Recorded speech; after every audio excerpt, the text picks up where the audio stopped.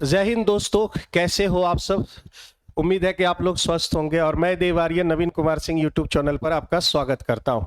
BPSC एईडीओ जो vacancy यह 27/8/2025 को आई थी और आवेदन की अंतिम तिथि 26/9/2025 थी और फिर एग्ज़ाम डेट घोषित होता है 10 जनवरी को। फिर उसके बाद वह एग्ज़ाम डेट कैंसिल हो जाता है और फिर फाइनली जो है 14 अप्रैल से जो है यह एग्ज़ाम कंडक्ट होना है। अभी आज देख रहे हैं 3 अप्रैल है और आज से एडमिट कार्ड डाउनलोड होना शुरू हो गया है। सभी बच्चे अपना एडमिट कार्ड बीपीएससी के जो है ऑफिशियल वेबसाइट पर जाकर आप अपना एडमिट कार्ड डाउनलोड कर सकते हैं। ज़रा सा हम बात करेंगे इस पे। एडमिट कार्ड आपका आउट हो चुका है, कौन कौन से डॉक्यूमेंट्स आपको ले जाने हैं और सिलेबस ओवरव्यू एक बार ले लेते हैं और इसमें निगेटिव मार्किंग की भी चर्चा हम लोग कर लेते हैं। सबसे पहले हम बात करेंगे इसके नोटिफिकेशन पर। यह जो है नोटिफिकेशन आपके जो है 27/8/2025 को आई थी, ठीक है। और इसमें हम मेन जो पॉइंट है उस पर हम चर्चा करने वाले हैं। सिर्फ मेन पॉइंट पर हम लोग यहाँ पर चर्चा करेंगे और फिर उसके बाद जो है हम लोग आगे बढ़ते चले जाएंगे। क्या क्या पढ़ना ज़रूरी है, अभी 10 दिन में हम लोग क्या कर सकते हैं, वो सारी चीज़ें यहाँ पर हम लोग देखेंगे। सबसे पहले यहाँ पर आप देखेंगे इसके सिलेबस की बात करें जहाँ पर, तो यह जो है आपका सामान्य भाषा, ये सभी को पता है सामान्य भाषा यानी आपका जो है जनरल लैंग्वेज की बात हो रही है। और लैंग्वेज में आपके जो है हिंदी और इंग्लिश है। हिंदी और आपका इंग्लिश है। आपका यहाँ पर 100 प्रश्नों की संख्या दी गई है। उसमें भी आपका देख रहे हैं सामान्य भाषा यानी समान अंग्रेजी और समान हिंदी के पत्र मात्र क्वालिफाइंग होंगे, यानी सिर्फ आपको इसमें क्वालिफाई करना है, जिसमें से प्रत्येक न्यूनतम 30% अंक कर लाना अनिवार्य होगा। यानी ये दोनों मिलाकर अगर आपके 100 मार्क्स के हैं तो आपको 30 मार्क्स इसमें लाना जो है आपका अनिवार्य हो जाएगा। 30 मार्क्स और अंग्रेजी के हैं 30 क्वेश्चन और समान हिंदी के हैं आपके 70 क्वेश्चन। दोनों में जो है आपका ओवरऑल यानी 100 अगर है तो 30 मार्क्स आपके लाने यानी 30% आपको लाना अनिवार्य होगा। समान हिंदी में अलग अलग न्यूनतम अंक प्राप्त होने पर ही पत्रों का मूल्यांकन हो पाएगा। यानी यहाँ स्पष्ट रूप से लिखा हुआ है कि आप इंग्लिश में जो है अगर 30 है तो 30 का 30% यानी 9 मार्क्स आपको इंग्लिश में लाने होंगे, 9 मार्क्स आपको इंग्लिश में लाने होंगे। और 70 है, 70 का यानी 21 मार्क्स आपको यहाँ पर हिंदी में लाने होंगे। यानी अलग अलग जो है इसका परसेंटेज 30% लाना होगा। ओवरव्यू आपका 30% हो जाएगा। समान हिंदी के पत्र में न्यूनतम प्राप्तांक नहीं होने पर अभ्यर्थी यानी अंग्रेजी और हिंदी की बात करें, अगर आपका जो है 30% दोनों अलग अलग पेपर में नहीं होते हैं तो आपका जो है कैंडिडेटशिप जो है उस पर विचार नहीं किया जाएगा। अब आगे देखते हैं सामान्य भाषा से रिलेटेड पाठ्यक्रम। ये आप जानते होंगे, अगर नहीं जानते तो ये नोटिफिकेशन सबके पास है, आप वहां से सर्च कर सकते हैं। हम सिर्फ मैथ्स के बारे में बात करेंगे। तो यहाँ पर जो है जनरल एप्टीट्यूड यानी जो है इसमें मैथ्स और प्लस रीजनिंग की बात हो रही है। मैथ्स प्लस रीजनिंग की बात हो रही है। ये दोनों जो है आपका आप देख रहे होंगे 100 क्वेश्चन है। जीएस से भी आपके 100 क्वेश्चन है। 2 घंटे लगने हैं इसमें आपका लैंग्वेज पेपर में। फिर उसके बाद जो है सेकेंड शिफ्ट में आपके 2 घंटे हैं और दूसरे दिन जाकर आपका फिर से 2 घंटे जनरल एप्टीट्यूड में लगने वाले हैं। यानी जो है आप जानते हैं इसमें 3 चरणों में जो है एग्जाम आपका होना है। और इसमें जनरल एप्टीट्यूड की जहां पर बात करें संख्या पद्धति से संबंधित प्रश्न, मतलब एक बार हम आप लोग को ओवरव्यू बता रहे हैं, जो चीज़ें आप लोग जो है दिमाग से अगर स्किप हो गई होंगी तो वहां पर यानी नंबर सिस्टम से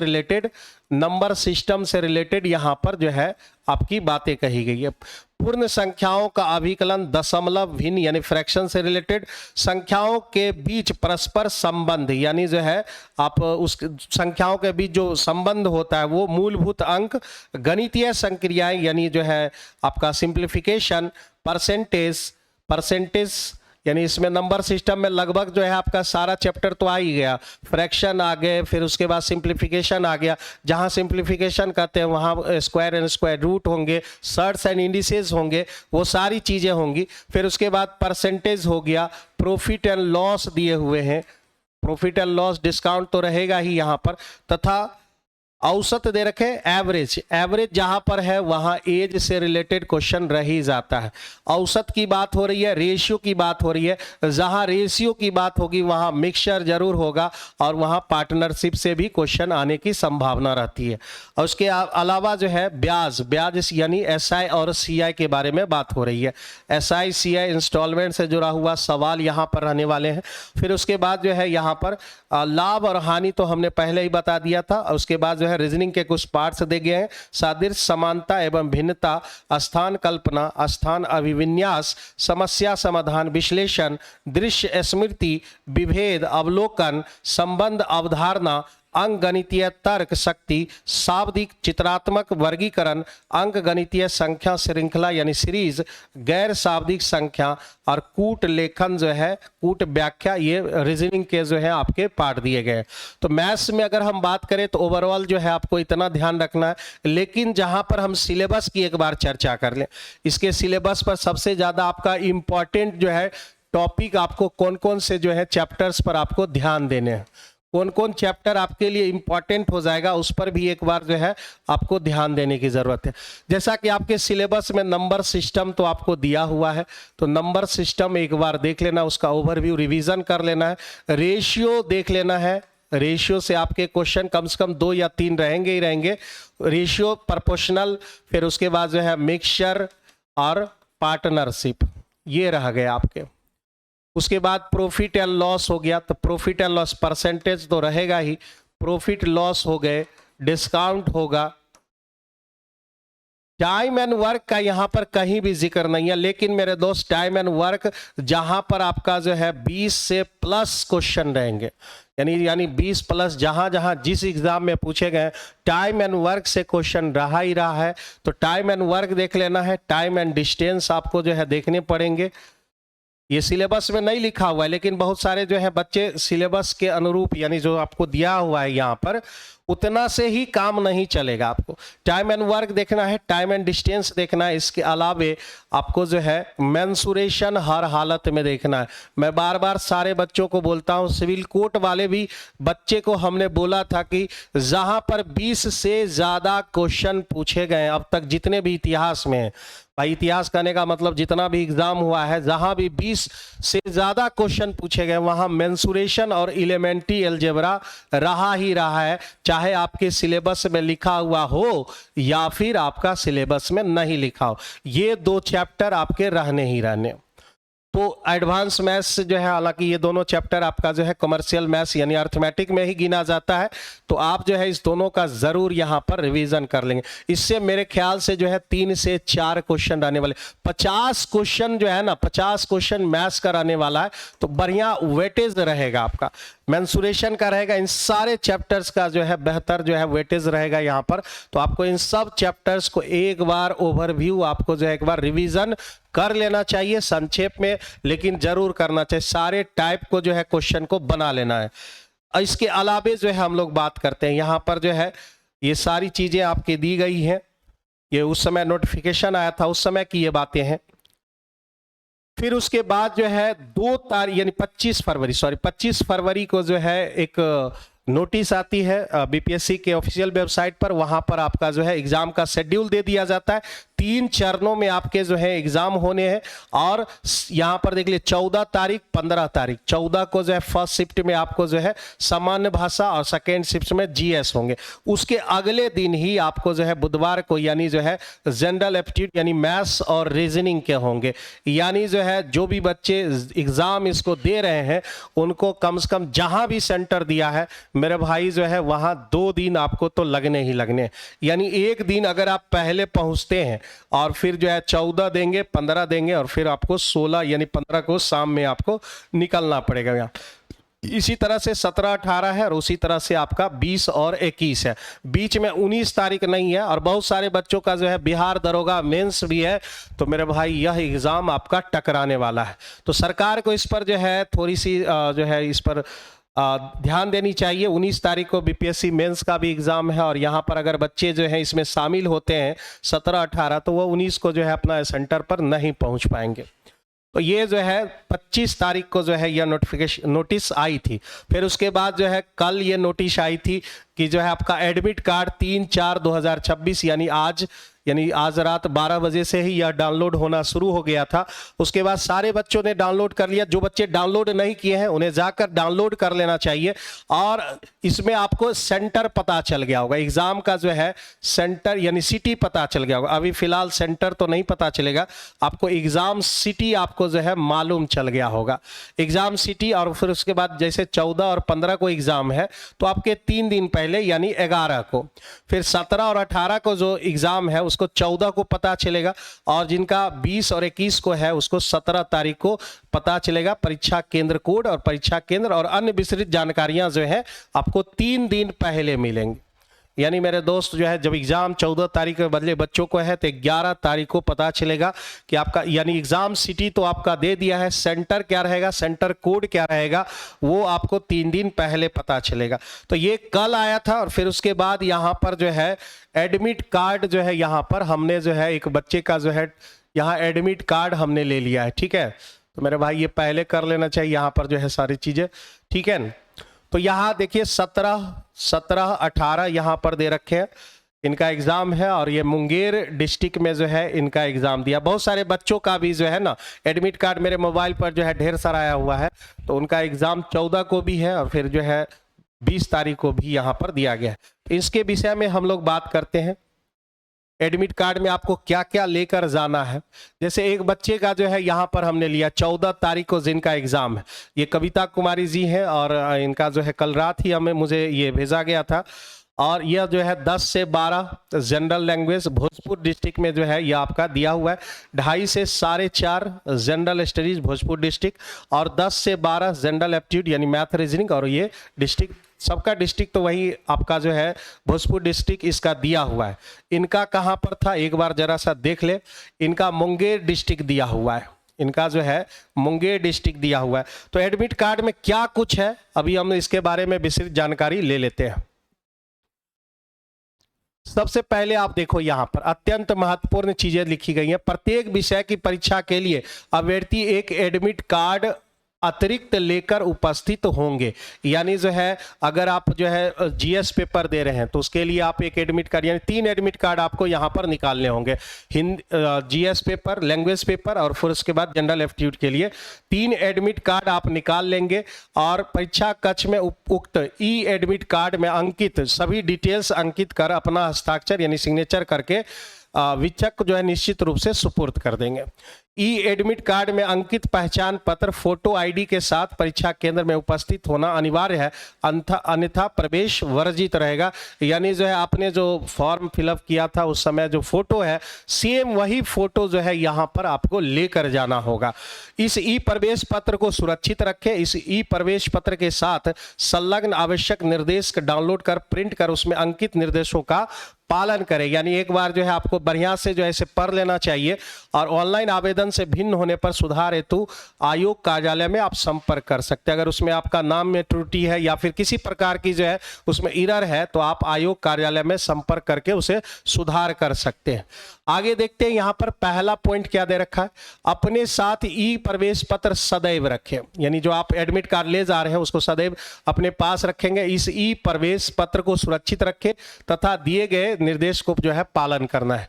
दूसरा, निर्धारित परीक्षा केंद्र का, ये इंपॉर्टेंट है मेरे भाई, निर्धारित परीक्षा केंद्र पर परीक्षा प्रारंभ होने के 2.5 घंटे पूर्व आपको पहुंचने, 2.5 घंटे पूर्व आपको यहां पर पहुंचना होगा। यानी अगर आपका जो है एग्जाम आपका जो है 10 से 12 है, 10 से 12 है तो आपको जो है लगभग जो है यहाँ पर 8 बजे 8:30 बजे तक आपको पहुंच जाने होंगे यहाँ पर, ठीक है ना। 2.5 घंटे पूर्व पहुंच जाए। परीक्षा प्रारंभ होने के 1 घंटा पहले यानी 9 बजे, यानी अगर आपका 10 से 12 है तो 9 बजे जो है तथा द्वितीय पाली के लिए 1:30 बजे अपराह्न तक ही परीक्षा कक्ष में प्रवेश करने की अनुमति दी जाएगी। यानी उसके बाद जो है आपको प्रवेश बिल्कुल भी नहीं करने दिया जाएगा। किसी भी परीक्षार्थी को परीक्षा समाप्ति के पूर्व परीक्षा कक्ष छोड़ने की अनुमति नहीं दी जाएगी। ये सब हर बार होता है ऐसा। और चाहे उन उसे अपना उत्तर पत्रक जो है शिक्षक के पास जमा ही क्यों ना कर दिया हो। ये सारी बातें जो है आप लोग पहले से जान रहे हो। तीसरा पॉइंट पर आते हैं, ओएमआर सीट देखेंगे, उसमें निर्दिष्ट स्थान पर अभ्यर्थी अपने प्रवेश पत्र में अंकित 7 अंकों वाला रोल नंबर आपको भरना है। रोल नंबर आप देख रहे हैं यहां पर, ये जो आपका रोल नंबर है यह आपको 7 अंकों वाला वहां पर जो है आपको भरना पड़ेगा। ठीक है, किसी भी स्थिति में अपना रजिस्ट्रेशन नंबर उसमें नहीं लिखेंगे। रजिस्ट्रेशन नंबर आपको जो है वहां पर नहीं लिखना है। नियत स्थान पर ही अपना नाम एवं अनुक्रमांक लिखेंगे। रोल नंबर अंकन गोलों को नहीं रंगे। त्रुटिपूर्ण ढंग से रंगने की स्थिति में ओएमआर रद्द कर दिया जाएगा। आप सही से जो है उसका रंगिएगा, और उसके अलावा अगर गलत तरीके से आपने जो है रंगा है तो फिर आपका ओएमआर रद्द कर दिया जाएगा, जांच उसकी नहीं हो पाएगी। अभ्यर्थी उत्तर पत्रक यानी ओएमआर सीट में किसी भी प्रकार का चिन्ह पहचान अंकित न करे। उत्तर पत्रक में जो है व्हाइटनर, ब्लेड, इरेजर आदि का प्रयोग बिल्कुल वर्जित है। तीसरा पॉइंट कह रहा है कि वस्तुनिष्ठ प्रश्नों के उत्तर देने के लिए अभ्यर्थी उत्तर प्रवर्ग यानी ओएमआर सीट में अंकित अनुदेश के अनुसार प्रत्येक वस्तुनिष्ठ प्रश्नों के विरुद्ध विकल्पों में से केवल एक ही विकल्प का चयन करेंगे। यानी जो है ये कॉमन बात है, सभी विद्यार्थी सब जानते हैं कि जो है एक ही आंसर उसमें लिखना होता है, नहीं तो अन्यथा रद्द कर दिया जाता है। ये सारी बातें सारे एग्जाम में लागू होती हैं। हमारे सीट में क्वेश्चन बुकलेट सीरीज पूर्व से अंकित रहेगा, यानी अलग से आपको जो है अंकित करने की जरूरत नहीं है। परीक्षा भवन में ई एडमिट कार्ड के साथ blue black ball point pen के अतिरिक्त कोई अन्य सामग्री ना लाए। यानी जो है आपको जेल पेन का यहाँ इस्तेमाल बिल्कुल भी नहीं करना है। तो पहले से आप समझ लो ब्लू पेन लेना है या फिर ब्लैक पेन का आप इस्तेमाल करोगे। वस्तुनिष्ठ परीक्षा के उत्तर यानी ओएमआर सीट में प्रश्नों के उत्तर अभ्यर्थी द्वारा मात्र ब्लू और ब्लैक पेन से ही रंगने होंगे। किसी भी स्थिति में एक बार अंकित उत्तर का बदलाव मान्य नहीं होगा। एक बार जो आपने रंग दिया, चाहे वह गलत हो या सही हो, उसके अलावा जो है आप दूसरे उत्तर को जो है चूज नहीं कर पाएंगे, यानी दूसरा गोला आप नहीं भरेंगे। उत्तर के विरुद्ध अंकित पर काट कूट परिवर्तन या पेंसिल द्वारा अंकित अमान्य कर दिया जाएगा। किसी प्रकार के छेड़छाड़ या ब्लेड से जो है उसको कट कर दिए, व्हाइटनर लगा दिए, सारी चीजें जो है आपको वर्जित रहेंगी। Calculator, mobile, Bluetooth, wifi, gadget, electronics, pen, pager, wrist watch, सामान्य जो है रिस्ट वॉच को भी यहाँ मना कर दिया गया है। स्मार्टनेस वाला जो है रिस्ट वॉच तो मना है, रहता ही है।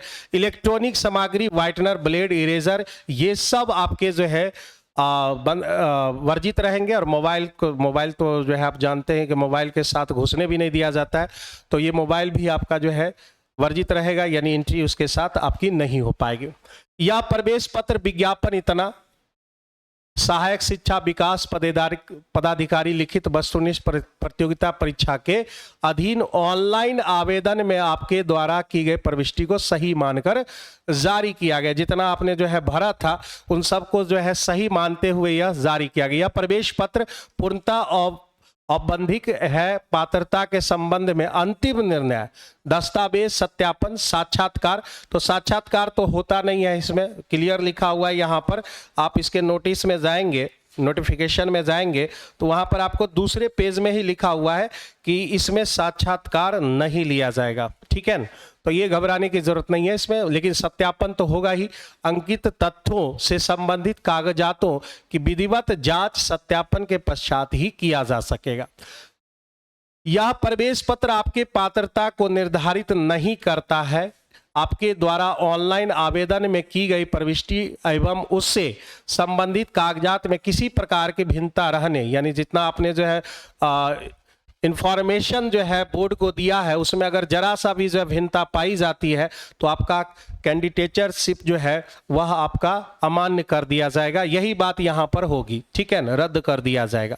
कदाचार में लिप्त पाए जाने वाले बिहार लोक परीक्षा अनुचित साधन निवारण अधिनियम 2024 के अंतर्गत कार्रवाई करने के अतिरिक्त परीक्षार्थी को बिहार लोक सेवा आयोग की आगामी परीक्षाओं से भी वंचित किया जा सकता है। किसी प्रकार की कदाचार में अगर आपकी संलिप्तता वहां उजागर होती है तो आपके आगे भी एग्जाम जो है आपको जो है नहीं देने दिया जाएगा।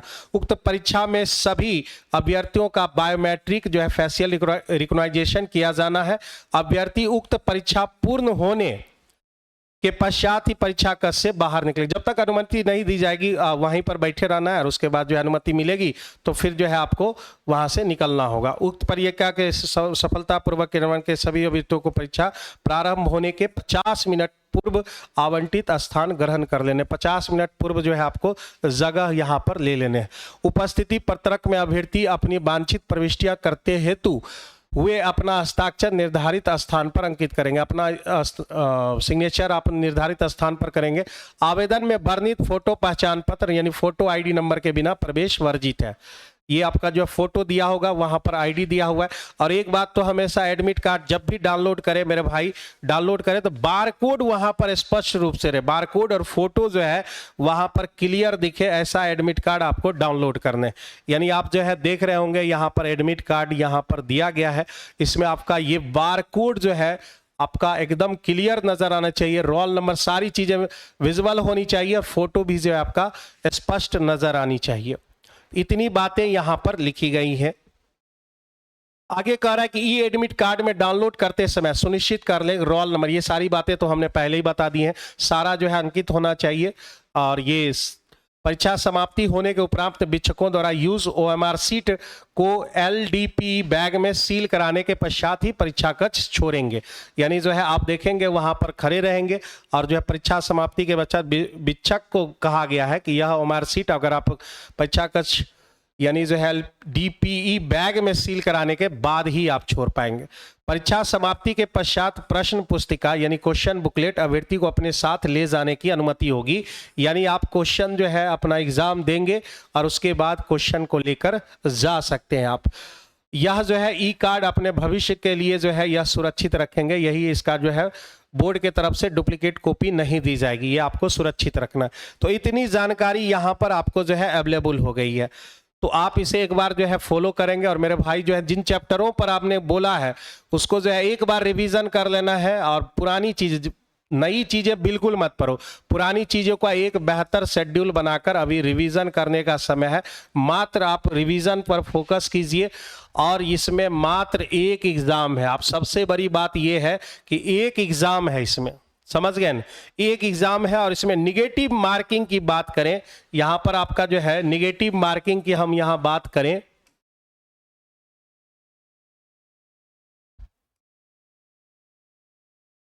यहां पर आप देखें तो प्रत्येक प्रश्न का 1 अंक निर्धारित है तथा प्रत्येक गलत उत्तर के लिए 1/3 यानी 1/3 निगेटिव मार्किंग का प्रावधान है। एक 1/3 निगेटिव है आपका, तो इसको जो है इस पर ध्यान दीजिएगा। और मेरे भाई जो है आप सभी लोग जो है रिवीजन पर पूरा फोकस कीजिए, रिवीजन पर फोकस कीजिए। इंपॉर्टेंट क्वेश्चन जो है एक बार उसको रिवीजन कर लीजिए।